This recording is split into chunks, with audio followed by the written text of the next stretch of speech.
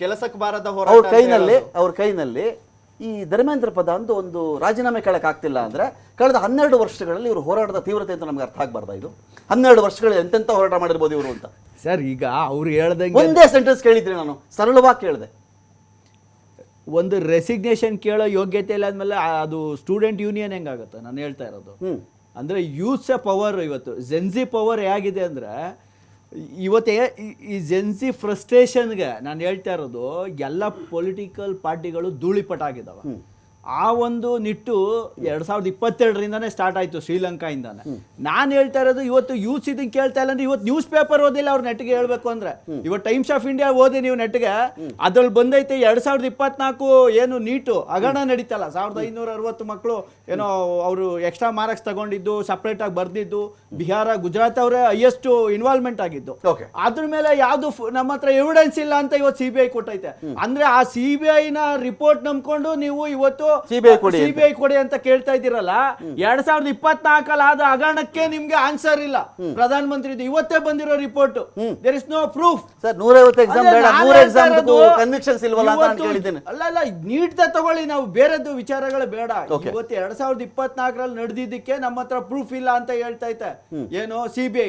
ಹಂಗಾರೆ ಏನ್ ಕಟ್ಟಿ ಹಾಕಿದ್ದು 2 ವರ್ಷದಲ್ಲಿ ಏನ್ ಮಾಡಿದ್ದೀವ್ರು ಅಂತ ನಾನು ಕೇಳ್ತಾ ಇರೋದು. ನಿಮ್ಮನ್ನೇ ಮಾತಾಡ್ಸ್ಬಿಟ್ಟು ದರ್ಶನ್, ಕ್ವಿಕ್ ಆಗಿ ಒಂದು ಆನ್ಸರ್ ಬೇಕಾಯ್ತು ನನಗೆ.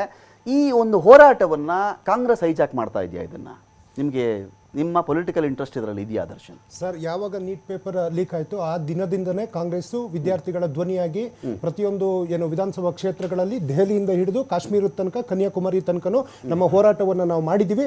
ಇದು ಮೊದಲಲ್ಲ, ಹಿಂದೆನೂ ನಾವು ವಿದ್ಯಾರ್ಥಿ ಪರವಾಗಿ ನಾವು ಮಾಡ್ತಾ ಇದ್ದೀವಿ. ಜೊತೆಗೆ ನಮ್ದೊಂದು ಆರ್ಗನೈಸೇಷನ್ ಇದೆ NSU ಅಂತ ಹೇಳ್ಬಿಟ್ಟು. ಆ ವಿದ್ಯಾರ್ಥಿಗಳು ಮೊದಲ ದಿನದಿಂದ ಹೋರಾಟವನ್ನು ಮಾಡಿದ್ದಾರೆ ಅಂತ ಗಟ್ಟಿ ಧ್ವನಿಯಲ್ಲಿ ಹೇಳ್ತಾ, ನಾವು ಯಾವುದೇ ಕ್ಷಣಕ್ಕೂ ಆ ವೇದಿಕೆಯಲ್ಲಿ ಹೋಗಿ ವೇದಿಕೆಯನ್ನು ಹೈಜಾಕ್ ಮಾಡಿದವರಲ್ಲ. ಗೊತ್ತಿತ್ತು ರೈತರ ಪರ ಹೋದ್ರೆ ಇವರು ಹೈಜಾಕ್ ಮಾಡ್ತಾರೆ, ಅದಕ್ಕೆ ಯಾವ ಪದಪುಂಜಗಳನ್ನ ಬಳಸಿದ್ರು. ದೇಶದ್ರೋಹಿ, ಅರ್ಬಲ್ ನಕ್ಸಲರು, ಇವರಿಗೆ ಚೀನಾ ಪಾಕಿಸ್ತಾನದಿಂದ ಫಂಡ್ ಬಂತು ಅಂದವರು, ಇದೇ ಸೋನಮ್ ವಾಂಗ್ಚುಕ್ಗೆ ಅದೇ ಮಾತನ್ನ ಹೇಳಿದವರು ಇವತ್ತು ಅವರಿಗೆ ಹೋಗಿ ಅದೇನೋ ಸಾಸ್ ಕುಡಿಸಿದ್ರಂತಲ್ಲ. ದೇಶದ್ರೋಹಿ ಹೆಂಗ್ ಸಾಸ್ ಕುಡಿಸ್ತಾರೆ? ವಿದೇಶದಿಂದ ಫಂಡ್ ತಗೊಂಡವ್ರಿಗೆ ಹೆಂಗ್ ಸಾಸ್ ಕುಡಿಸ್ತಾರೆ? ಇದೇ ಅಭಿಷೇಕ್, ಇದೇ ಸೂರಜ್, ಅವರು ವಿದೇಶದಿಂದ ವೀಸಾ ಕಳ್ಕೊಂಡು ಒದ್ದೋಡಿಸಿರ್ತಕ್ಕಂಥ ದೇಶದ್ರೋಹಿ ಅಂತ ಏನು ಪಟ್ಟಗಳ ಮೇಲೆ ಪಟ್ಟ ಕಟ್ಟಂತ ಭಟ್ಟಾಂಗಿಗಳು ಇವತ್ತು ಅದೇ ದೇಶದ್ರೋಹಿಗಳನ್ನ ಯಾವ ರೀತಿ ಇವರು ನಡ್ಡಾ ಅವರು ಮತ್ತೆ ಇನ್ನ ಬೇರೆ ಮಂತ್ರಿಗಳೆಲ್ಲ ಸೇರಿ ಏನು ಕರೆದು ಡೆಲಿಗೇಟ್ ತರ ದೇಶದ್ರೋಹಿಗಳನ್ನ ಭಯೋತ್ಪಾದಕರನ್ನ ಸಂಸತ್ತೊಳಗಡೆ ಬಿಟ್ಕೊಳ್ತಾರೆ. ಅಂದ್ರೆ ಇವ್ರಿಗೆ ಹಳೇದ್ ನೆನಪಾಗಿದೆ, ಕಂದಹಾರ್ಗೆ ಹೋಗ್ಬಿಟ್ಟು ಉಗ್ರಗಾಮಿಗಳನ್ನ ಕಳಿಸ್ಬಿಟ್ಟು ಬಂದಿದ್ರಲ್ಲ. ಇಂಥ ಮನಸ್ಥಿತಿ ಇದ್ದವ್ರು ಮೇ ಬಿ ನೀವೇ ದೇಶದ್ರೋಹಿ ಎಂದು ನೀವೇ ಅವ್ರಿಗೆ ರೆಡ್ ಕಾರ್ಪೆಟ್ ಹಾಕ್ತೀರಿ ಅಂತಂದ್ರೆ, ಮೊದಲು ಆತ ದೇಶದ್ರೋಹಿ ಆದ್ರೆ ಇವತ್ತು ದೇಶದ ಏನು ಆಕ್ಟ್ ಪ್ರಕಾರ, ಕಾನೂನು ಪ್ರಕಾರ ಯಾಕೆ ಮಾತಾಡ್ತೀನಿ. ನಾನು ಎಕ್ಸೆಲ್ PU ಕಾಲೇಜು ಗುರುವಾಯನಕೆರೆ ಪ್ರಾಯೋಜಿತ ಅಖಾಡ ಬಿಗ್ ಫೈಟ್ ವಿಶೇಷ ಮತ್ತೆ ಮುಂದುವರಿಸ್ತೀನಿ. ಒಂದು ಬ್ರೇಕ್ ಆದ